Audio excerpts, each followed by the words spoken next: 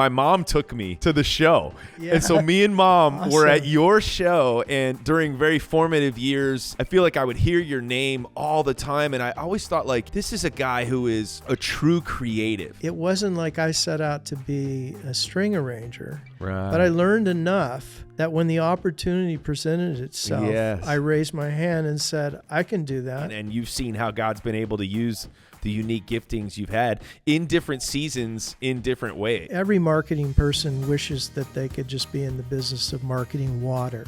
Yeah. If you do want to have a sustainable career in anything, it's not just skill and ability, it's spirit too. If you go back to Bezalel and the creation of the temple, God's requirement was skill, ability, and spirit. So you should aim your compass at greatness. And in the end, you know, your story is that they had tremendous skill and ability, but they remained humble.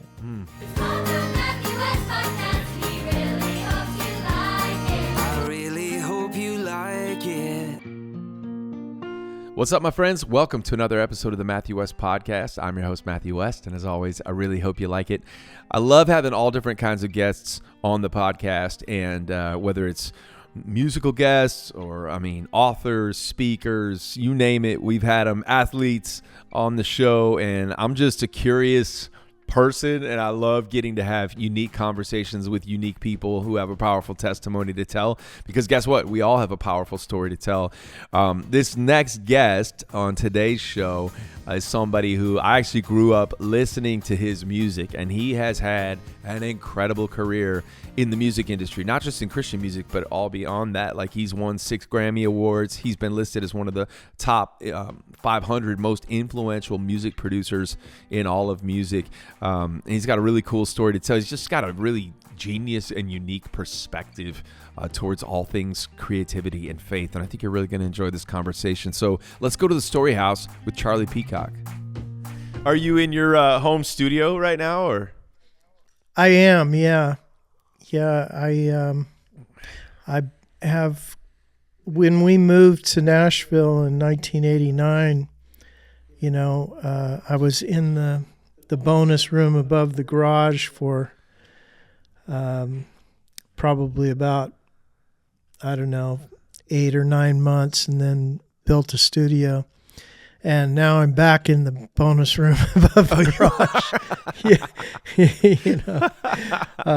Whatever it is, 37 years later. Yeah, is that where we all wind up, back in the bonus room of the garage? Yeah, I always joked with my wife. Absolutely. She would always give me the tiniest little room. Whatever room we weren't going to use in the house was the room I could use to make music. And I would be like, you see the irony that this one little room needs to pay for the rest of the house. Like, shouldn't we flip this around a little bit? But exactly. I love it, man. Well, I have to say, no, I was given carte blanche, at one point. So I'm fine to be back in here. She actually has a lovely library office room downstairs, and my room is like, you got to do this circuitous route, find your way through up all to the cables and little space. Yeah. Yeah. Our wives don't, most people don't even know it's They don't want the unsightly microphones and cables messing up their nice decor in the house, right? No, not at all. No, those days are long gone because when we lived in an old church, so we did often record in our living room. I heard about that. And so all those privileges have been revoked. We're not doing that anymore. How does one go about discovering an old church that's available and turn it into their place of residence and where you made your music? Tell me about that. Yeah. Well, the very first time that I came to Nashville, which was in the spring of 1989, and I came here to finish a record on an artist named Margaret Becker who lived here in Nashville.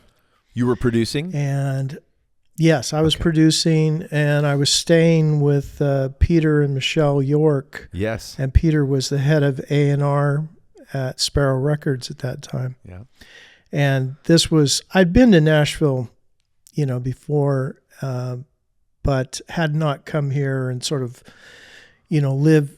stayed on the outskirts of the city and sort of seen more the beauty of it and whatnot.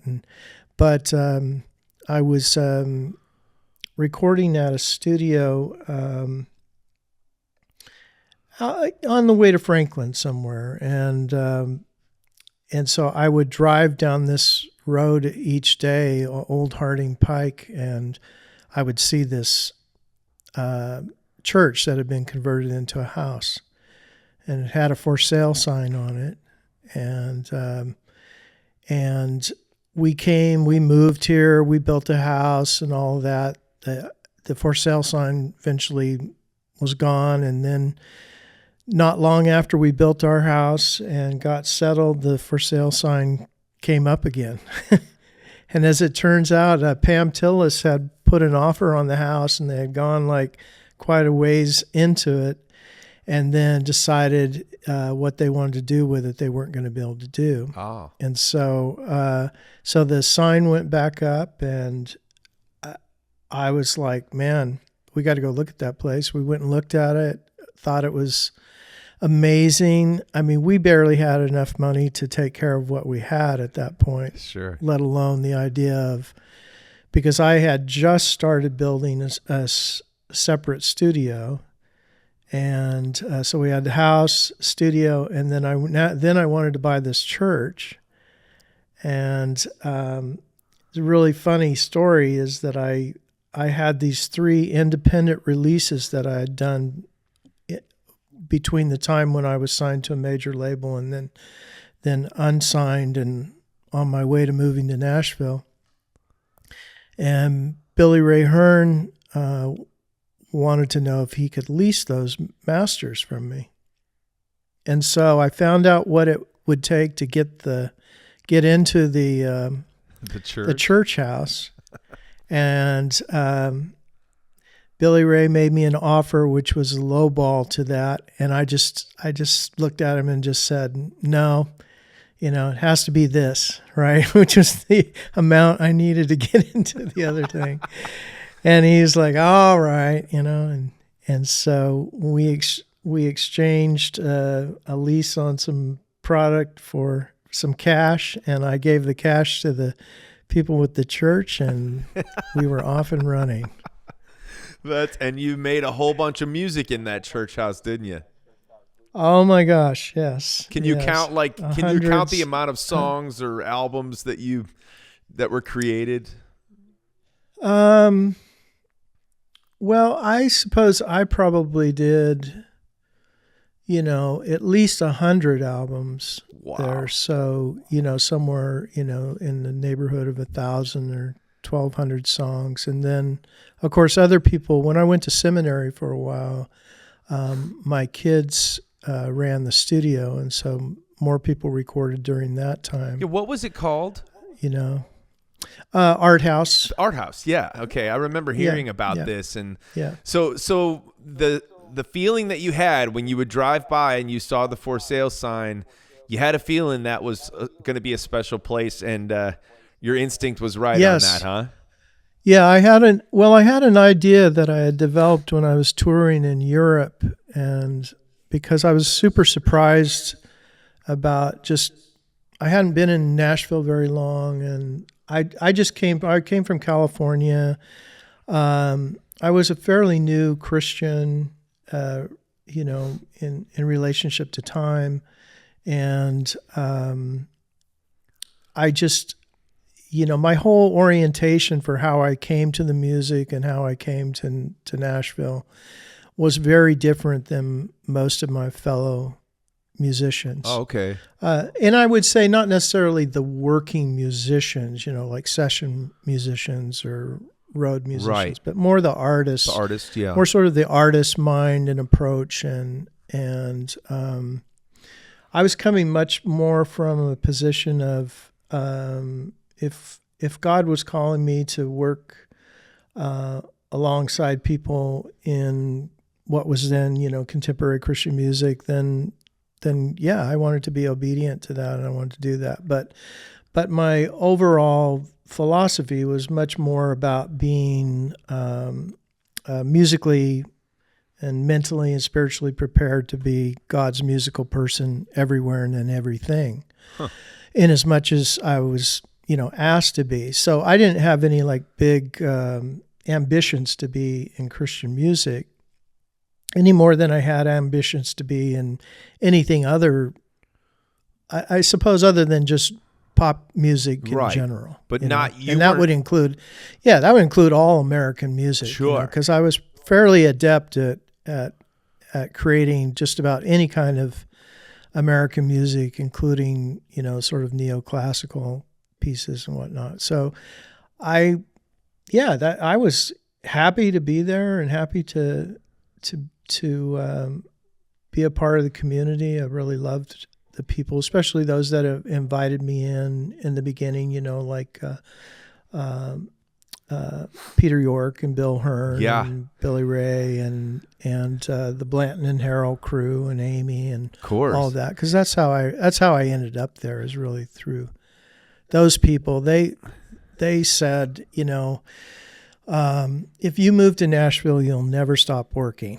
It's really that was sort of the carrot that they dangled. They saw the talent from afar, and they knew that you were going to have a long career, which you've had. I got to say, just from a distance, I've been such an admirer of yours from a distance. But I have to tell you, I thought maybe you'd get a kick out of this, but I was a kid growing up in the Chicago suburbs, and I called into a radio station because they were doing a contest and they were giving away free tickets to a Charlie Peacock concert. Oh, and nice. And I was the 10th caller, and I got tickets. I got 2 tickets, and this will tell you how old I was. My mom took me to the show. Yeah. And so me and Mom were at your show, and during very formative years in just not even knowing I wanted to do music at the time, but just loving music and loving going to a concert experience. So, and then moving to Nashville, I love that. I feel like I would hear your name all the time. And I always thought, like, this is a guy who is a true creative, like in all different facets. Like you just said too, like not even aiming for one specific genre. And whether you're making a record as an artist or writing a song or sitting in the producer seat, and you've written a book, which we're going to talk about as well.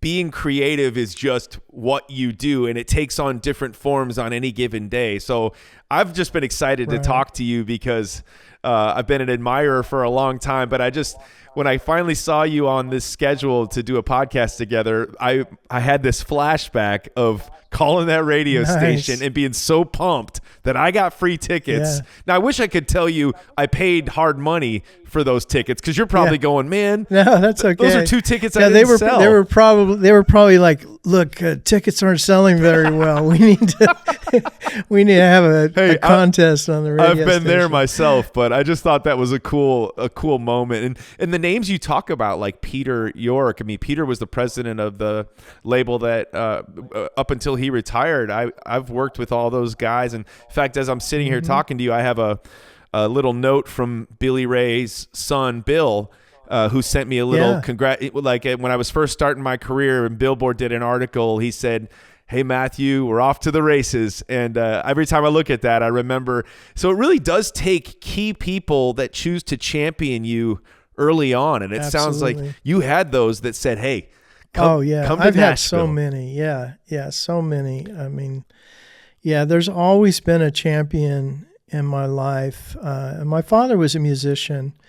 And I want to sort of fairly say that he was a champion, but he was also, kind of a taskmaster too, because he knew where the bar was, and he just treated me like an adult, like sort of like you would if you were in the studio, with other musicians. It's like, look, dude, you're in the room, chill out, you're in the room, right? You're here. Now let's all try to excel together. And that was more the way my dad was. He didn't treat me like I needed to be, encouraged all the time. Like coddled or anything like although that. I did, Yeah. I really desperately needed his encouragement. But But no, he treated me more like that, like I say, like I was in the room, I deserved to be there, and he was going to help me get better. It wasn't, until, 40 years later that I realized, oh, I get it now. Like, I'm the best student he ever had. Wow. The realization of that. You're like, I am his most successful student, the best student he ever had. And he taught hundreds and hundreds of students. Oh, so he was a music teacher? He was a musician. He was a working musician. And then he became a music teacher, both at high school and college level. And I had him as an instructor, like in summer school, music theory, and as an instructor in college as well.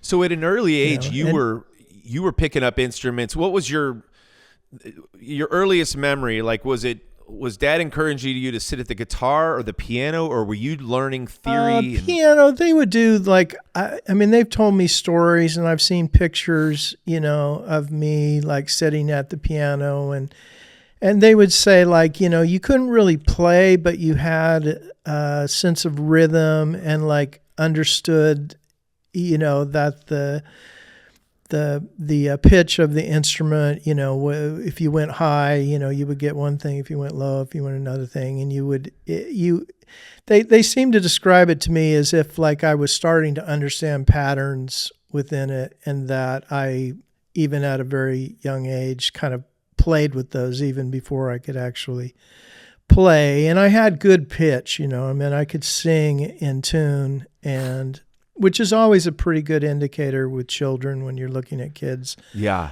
To see, what might happen with them musically. I was definitely same with my son, who's a very accomplished musician. Incredible, yeah. But anyway, I'm sure he picked up on all those things, just the same way that I did as a dad or as a record producer, and knew the potential was there. And it was probably, he was a little bit harder on me because he knew what potential was there. That's interesting. Yeah. And, if we could get a great cosmic do-over, I would probably, want to tell him more like, look, I appreciate how much you're pushing me towards greatness, but I'm going to need a little, a little love and tenderness here too, Yeah, because I definitely cried a lot, I do remember that. That's so interesting. But it was just kind of like, I'm not raising a son who isn't the best at what he does, Wow. which is, that's a lot of pressure. It's so hard to get. But then on the other hand, it's like you have to ask at the end of the day, it's like, well, would I have had the same sustainable career for 50 years? It's I like, don't know.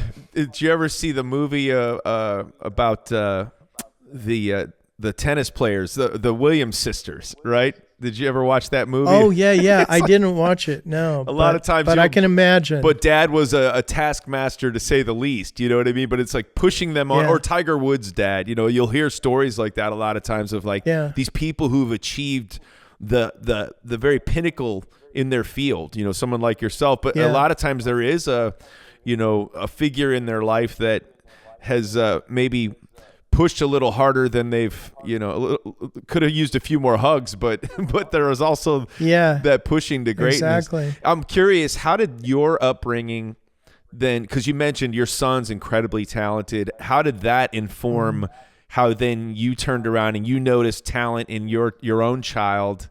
Did you go, okay, I'm going to handle this a different way, or, Yeah, I think the difference is that because my dad was viewing it through the traditional academic kind of music pedagogy lens, right?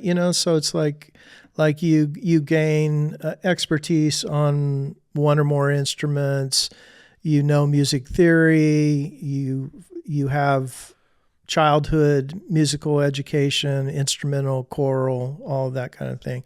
So he would have been coming more from that because that's what he benefited from. And that was the world that he knew. So it was very much a kind of increasing skill and ability model. Technical ability, and, yes. And not that being a singer-songwriter isn't, but it was more traditional pedagogy, like you have to learn these scales. You have to be able to articulate these intervals. You have to play in multiple keys, and so on and so forth, that kind of thing. And then once the compositional thing became into it, it's like, well, then, like all my early songs, even like vocal songs, like I wrote out all the charts like as lead sheets, as melodies. Really? Yeah, with the lyrics written underneath them, Wow. And that was a function of being his son, right? And then, of course, later I woke up one day and said, well, that's kind of a waste of time. I'm just memorizing and I'll just play it. Just gonna sing it and play it, yeah. Because I didn't yet understand, like, oh, that's just an archival system in the same way that singing into a tape recorder is an archival system. So there was a lot to learn, but I deviated from that. So when we had Sam, our son, and it became apparent that he had a lot of similar natural genetic gifting, I could see that he wasn't the kind of mental calculator that I am more, and so it wasn't enjoyable for him. Like, I loved music theory. I would do music theory like kids play. Okay, wow. Yeah. I mean, I would lay on the floor with a book of manuscript paper and just invent chords. See, music theory was giving me panic attacks in college, spell Charlie. them out. Yeah. And it was for Sam, he just, I realized, you know what, I can't push him in that direction. I need to just really support these real natural giftings. He picks up a guitar for the first time. He's playing it. He's making music. He can write. He's written songs since he was 4 or 5 years old. Just let all of this sort of develop, right? And so he developed all of that at a very high level, But he's not going to, like his dad, he's not going to sit down and score a string chart. Wow. Which is that would be a function of my dad's influence on me. And those skills obviously have served you incredibly well, even as you came to Nashville and started to notice you went from this developing a love and the ability that very few in Nashville tend to, you probably walked into these studio sessions and saw these musicians with numbers on their charts and thought, like, keep it simple, stupid kind of thing is the, that had to be quite a shock for you. I mean, I knew what it was. It was just, instead of using Roman numerals, they were keeping it a lot simpler, and so I had learned that in basic music theory. So just out of curiosity, I already knew. I could tell you in any key what the 1 and the 4 and the 5, 3 or 7 chord was. Yeah, that's crazy, man. I love that. Guys, my friends at Simply Earth have started a company that makes it easy to create your own candles, soaps, and more, even for beginners like me. With the Simply Earth recipe box, you can make your own DIY natural products. Emphasis on the word natural, meaning good for you. And yes, I hope to show you some of me making some of these products myself soon. Why try it? Each box delivers pure natural ingredients and simple recipe cards right to your door. So start making natural DIY products while listening to the Matthew West podcast, of course, each week. Now, they tell me they have over 6,000 5-star reviews, and each month brings a new theme to explore. Plus, check this out. This company, Simply Earth, donates 13% of their profits to help end human trafficking. How amazing is that? So do your part to help end human trafficking and sign up for Simply Earth. Are you ready to get started? Go to simplyearth.com and use code WEST to get a free car diffuser with your subscription. Don't wait. These guys are awesome. You're going to love it. Join the Simply Earth community today. Help end human trafficking. Go to simplyearth.com to get started. I'm just curious, like, do you remember what was the first artist or song that just lit you up and made you go, I want to compose, I want to write music, I want to create like this thing that I just heard? Yeah, yeah. Well, my parents had a great record collection, and they belonged to the Columbia House Record Club, and so we had a wide range of everything from Peter, Paul, and Mary to Thelonious Monk. Nice. So I had a pretty big vocabulary as a kid, from folk music to jazz, and but really it wasn't until I had two loves, really. I had the love of jazz and the love of the singer-songwriter. Huh. And then sort of the second undergirding thing was just kind of all of rock music, like, the Beatles and Beach Boys and things like that. And then all of soul music. I loved soul and R&B of the late 60s and early 70s. And so all of those things became my vocabulary. I had an uncle who was, a big country music fan. And so he was the one that really, when I wanted to listen to Merle Haggard or Ferlin Husky or something like that, but for me, I didn't go I liked Merle a lot, but I was more interested in people like Chris Christopherson, and who was kind of a real innovator in country music and as a writer then. But for me, it was like, James Taylor, you would, it was 8th grader or 9th grader sitting in their bedroom pining after a girlfriend, Yes, it was sir. like Jackson Brown, Yes, James sir. Taylor.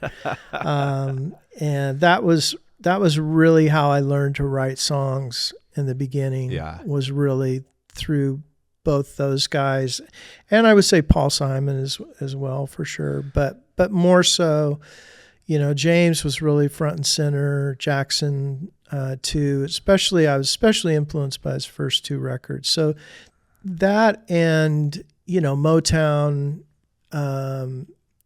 and sort of Philly soul kind of music was really my writing school.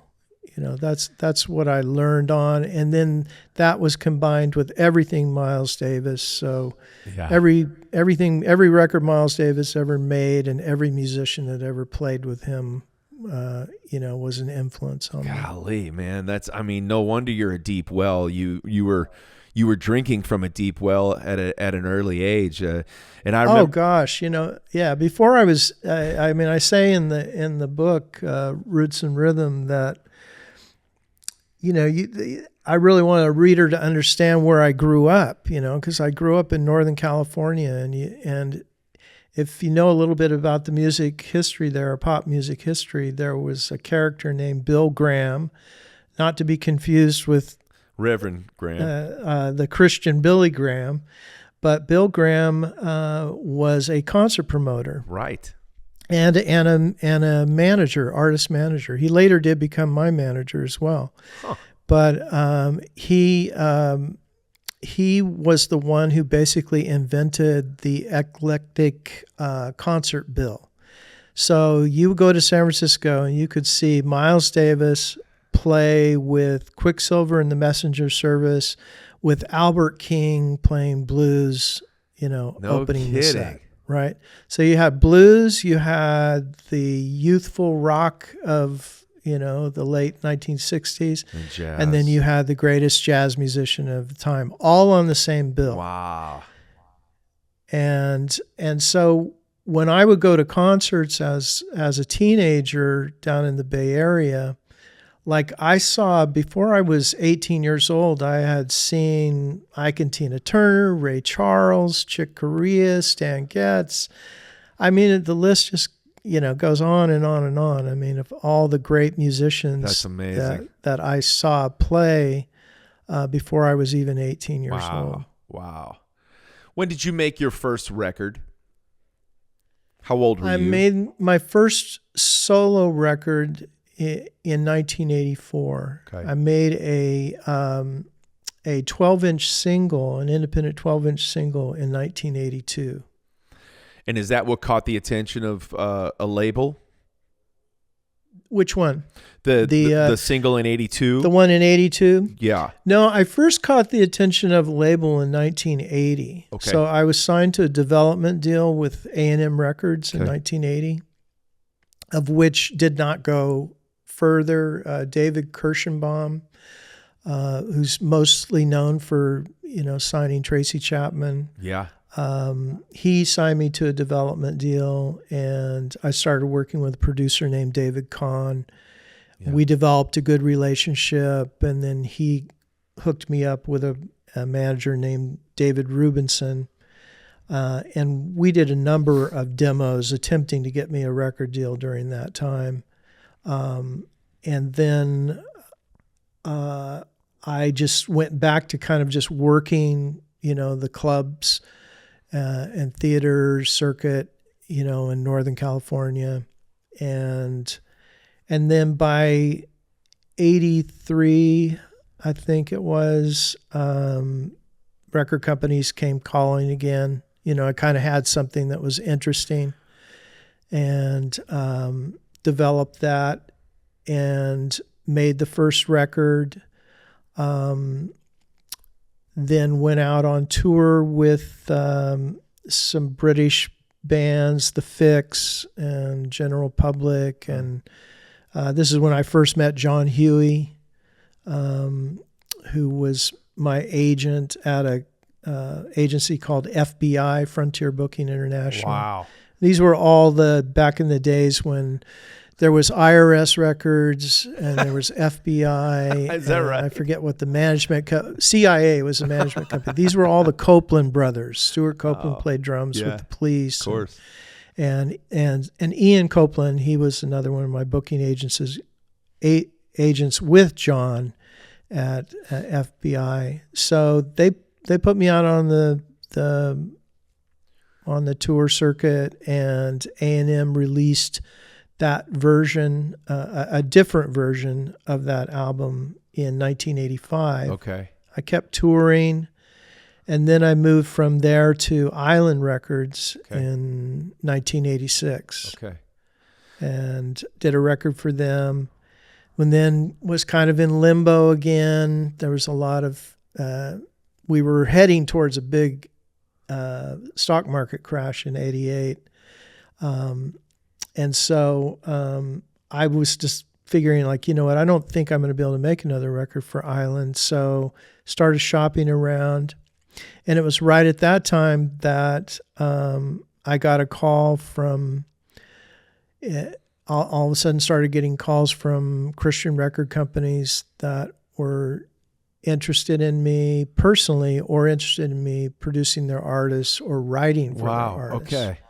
What do you think it was? Because they had found out that I was, at that time, it was kind of a very rare thing to be a Christian or a vocal, kind of explicit vocal Christian who was, on making pop records, that still had, I would say, like, to me in those days, I wouldn't use the same word today, but it was more like what I would call, like, the lyrics were more like worldview lyrics, sure. As opposed to explicit kind of Christian worship oriented lyrics.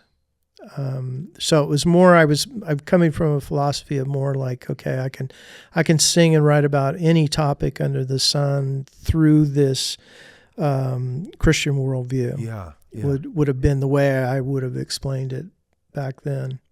Yeah. And some of that too was the influence that I had from people that were in and around our circle from Southern California, like T-Bone Burnett had a famous quote that you can either write about the light or what you see from the light.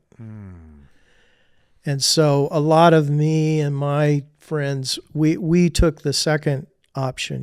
We were often writing about the light in terms of the person of Jesus, but really more our lyric content was more about here's a whole multitude of subjects. How does the light affect you as you see and look at these subjects? I feel like that same delineation still, I've thought about it a lot too, of just like, just even the type of music that I feel driven to write most. It's like these songs about faith versus songs about life from a faith perspective. But you said it much more eloquently. But that's I've always felt like in that other lane of songs about life from a faith perspective. Yes. So that makes a lot of sense with me too. That resonates. Yeah, and that was really, I mean, that was if I was a part of an evolution of Christian music, born out of either Chatsworth or Waco or Nashville or whatever, it was really, I mean, that was in a sense the innovation that happened over the period of time was to move from more of what had been a Jesus movement model more to the okay, now we're a little bit more grown up, because if you're really writing for the church, you really have to, in terms of serving the church in music, you're thinking about what does it mean for this to connect with the youngest of believers, right, including the mature believers. So there's a kind of a little bit of differentiation there, as opposed to knowing that I'm called to be an artist in the world, which doesn't mean that the work of serving the church through music isn't artistic. It just means that you may have just a slight shift in your direction. Well said. And I was certainly that's what I felt I was called to do. I mean, at my home church, I did lead worship and whatnot, although I never thought that I was very good at it. And because what I was good at was the other, Yeah. And there were plenty of people who were really good at serving the church directly through music. And I'm grateful for every opportunity that my songs have done that. But in terms of skill and ability, and if you think about just the preparedness, like the way that God used all the elements of my life, then yeah, it has meant to be more prepared to do more things than just serve the church directly. Yeah. And that's though I'm incredibly grateful for. No, but I know exactly what you're saying, though. That's exactly, when I look at the body of work that you've created and continue to create, whether it's been as a recording artist and singer-songwriter to producing the different artists that you've produced in Christian music and outside of Christian music, from Amy Grant to the Civil Wars to Switchfoot, Lone Bellow, and the list goes on. And then the work you've done in film and television, when I think about, okay, now I understand like the composing component of it, like what you grew up doing, and it's just so cool to see. Yeah. I think a lot of times, to me, it's just a great reminder that it's like God is not a one-dimensional God, and neither are the things he creates. And I think sometimes it feels like the music industry, and really in anybody's life, there's going to be people that want to like put them in one lane, and then because it's easier for them to do, right? Limit your capability. But I love how you just at every turn have broken free from any one particular lane, and you've seen how God's been able to use the unique giftings you've had in different seasons in different ways. Yes, exactly. Yeah. It's such a cool thing to see. Yeah, I'm really grateful, for that career trajectory, and that all those different places of service, because it has been just such a fit for, it's sort of like the little boy in me. I mean, it's kind of the answer to who that little boy was and who he became as a man. And so I'm grateful that I haven't had to, vocationally be in a place that was just so restrictive or uncomfortable. I mean, it has taken, I'm sure I've rubbed people wrong from time to time, because as you know very well, being an artist, that the greatest gift you can give to a marketing department is to be in a lane and stay in that lane and it be easily defined, right? Yeah. It's sort of like every marketing person wishes that they could just be in the business of marketing water. Something so simple that everyone needs. Yes. Right. Yeah. Right. So the closer you are as an artist to that kind of simplicity, the more, in a sense, you are loved by the marketing promotion departments because you make their job easy, Whereas if you're somebody like me who is eclectic and has all of these sort of interdependent spaces that I work in, it's a lot harder to take me and sort of like package me into something that everyone is going to understand. Right. No, that makes a lot of sense. It's funny. I'd be curious to hear what you think about like today's form of music consumption. Do you think it promotes a more of a freedom for artists to be eclectic because of how music gets delivered, or do you think it changes? I don't know. I think I can relate to you in that I've always felt like, man, I don't want every song on my record to sound the same. I want to go to different places. I like to listen to all different styles of music, so I want to write all different styles of music, and I don't like, being pigeonholed. But do you feel like today's form of music consumption impacts that at all from a creative process? Does it free artists up, or does it make it even more difficult for them to be eclectic if that's their nature? Well, I think because of the single song culture, then in some ways you could look at that and say that it frees you up a bit in terms of form and style or genre, because you really could put out, as I do, and I do it sometimes successfully by the world standards, sometimes not, but you could put out things that were sort of different, that came 6 weeks after one another, and have the freedom to do that. It just depends on how much your audience is paying attention, and how much. I think it's harder for artists that have always stayed in a lane. Let's take my, childhood songwriting hero of James Taylor, right? Do I want James to continue to grow as a man in his 70s, as an artist? Yeah, absolutely. Yeah.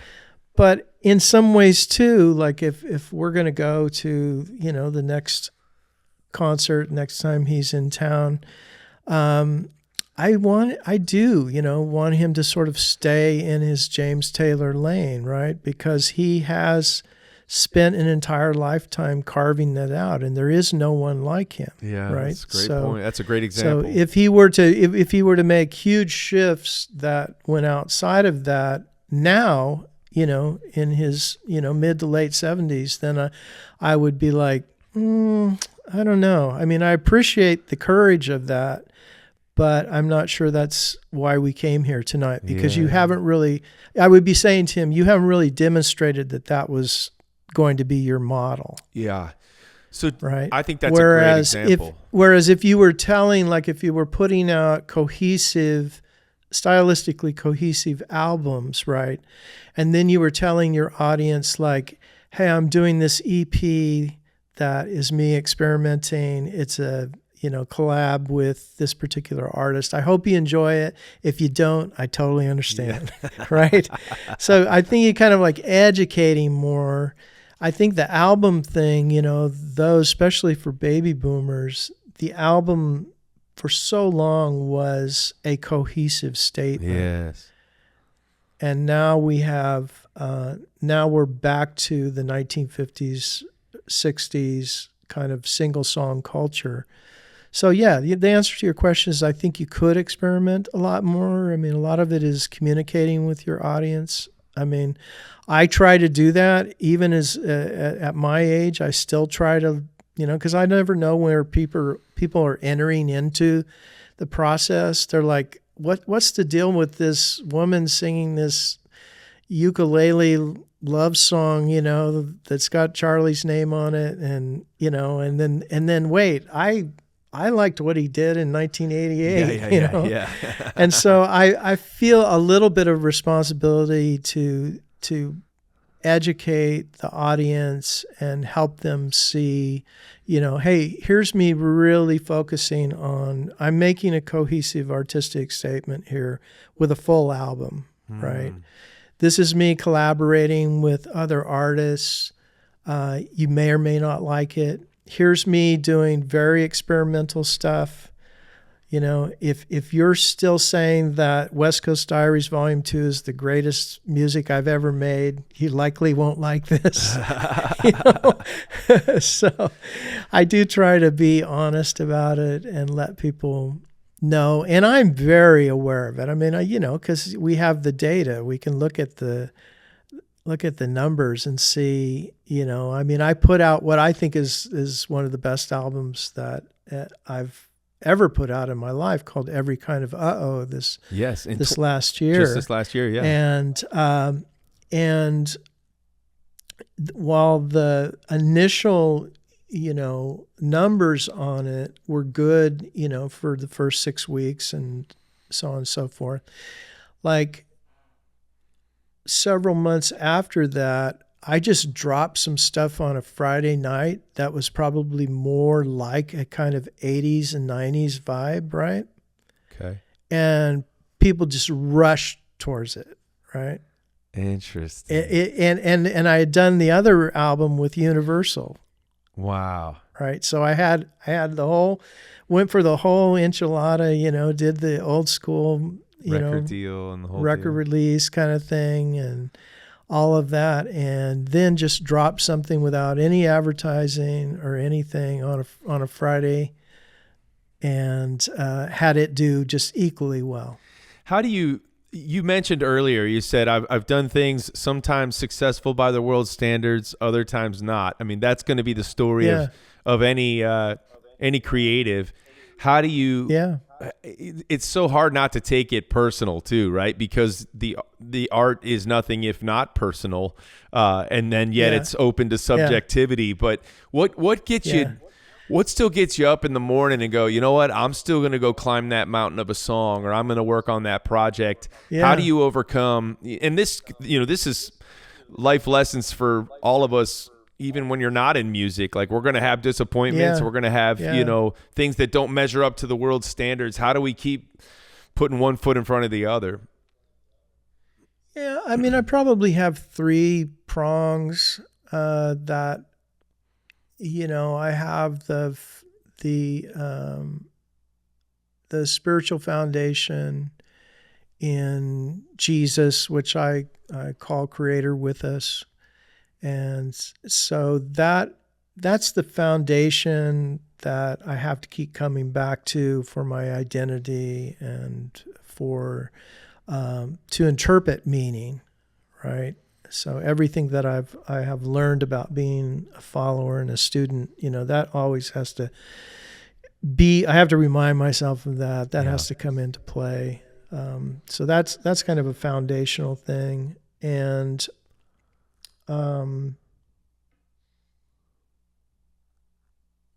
let's see. Can you reframe that question one more time for me? Because I lost my train of thought. You mentioned you kind of had these 3 prongs, but like, you know, when when you talked about, when you said sometimes by the world's standards I've succeeded, sometimes you know, not, and for me that just resonates with me because, gosh, you put something, you know, I'll go to a meeting with my record label and it's like they're ready to move to the next album too fast, and I'm like, wait, what about these songs? Like, I want the world to hear them, and it just.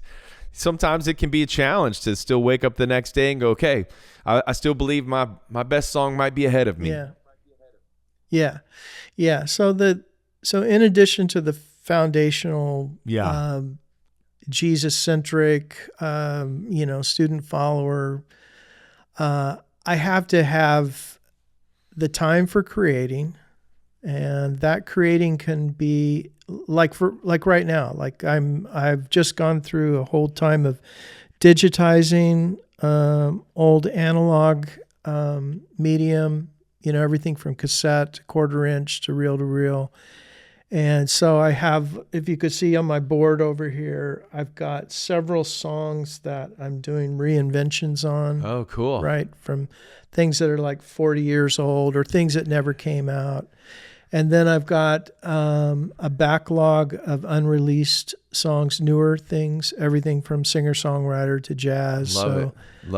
I'm working on that. I just finished, 2 days ago, I finished an edit on a song that I did for a film that's going to have a video accompaniment to it. So I needed to get the sound, the music done so we could lock it to the video. And then the other thing, the third prong is I have to have time for analysis. So I've been following this thing on YouTube where there's a lot of YouTube musicians who are talking about a Italian musician who is hugely popular on Instagram, like 900,000 followers, and who basically stole all of these other lesser known guitarist solos. Oh no. And presented them, learned them and then mimicked them on video, recorded his own versions of them and really locked them to the grid so they're super tight. And then and so this fellow has been in the process of being found out, right? A lot of people have, said, hey, you stole that from such and such. You didn't give him credit. Oh, my goodness. And then Rick Beato, who is another YouTuber, has a huge following. He just recently came out and said, yes, I tried to have him on my show because I was very interested in what he was doing.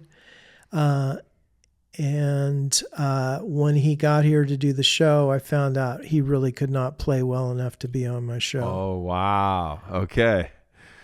So I've been kind of pondering this story and kind of analyzing it from my perspective and like some of the history that we talked about, like my relationship with my father and music education and so on and so forth. And the difference between what I grew up with 50 years ago in order to have a sustainable 50-year career and what some of these younger artists, really almost since COVID, was really the advent of this Instagram musician who could come on and play this great rhythmic shank, for 30 seconds, or they would play this, complicated wide interval leaps guitar solo for 30 seconds. So I've been thinking about writing and just started this morning to write a little bit about the difference between a 50-year career and a 30-second video,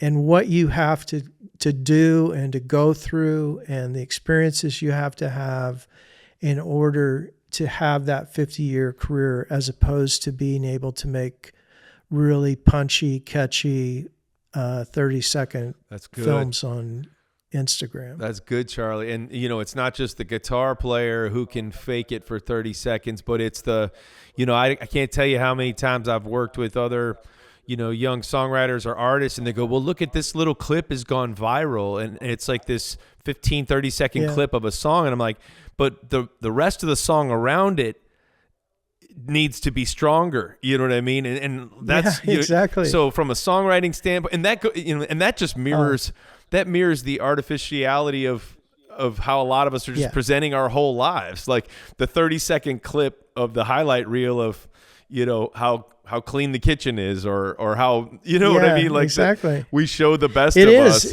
Yeah, that's it's an analog for that, isn't it? It really is, man. Yeah. And because I am concerned, I did develop a curriculum. I developed the contemporary music or commercial music program at Lipscomb University. I have an interest in educating young people and also in surviving the music business as we know it and AI as we know it, and what we can project and how much AI is going to replace various aspects of music making, and it will certainly take away jobs. What it will never do is take away artistry and imagination. And so to me, that's why I want to keep thinking it through, keep writing, keep being present to remind people that if you do want to have a sustainable career in anything, that if you are the best at it and understand the fundamentals of it and the interconnectedness of all of the parts, you do have a better chance than your neighbor if they don't know those things, right? In the same way that it wasn't like I set out to be a string arranger, right? But I learned enough that when the opportunity presented itself, Yes. I raised my hand and said, I can do that. Well, there was a time when I had never done it, right? And then I did it once. Right. Okay. But I had a preparedness for it. Yeah, that's good. And also just the idea that, the more artificial music becomes, the more people will appreciate the real thing. So young people that are preparing to, I despise myself sounding like the old boomer, Not at all. But I do have to say that it's like, look, I grew up playing 5-hour gigs. Yeah. Yeah. Like, whoops. Oh, that's not what we want. Yeah. Okay. Editing.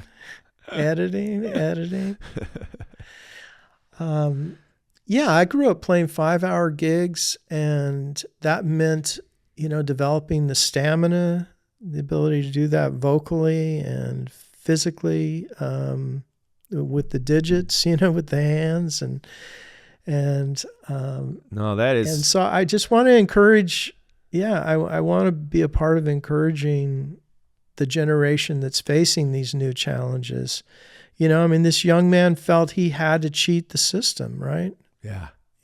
He felt like he wasn't good enough. Yeah. It's like, well, you know what? Maybe you weren't good enough to be making videos on Instagram. Yeah, but looking for the quickest way. Because in another generation, you wouldn't have got the opportunity. Exactly. You would have had to work through circles of affirmation, right? Where other musicians would, in a sense, either receive you or spit you out of their mouth. That's right. Yeah. Right?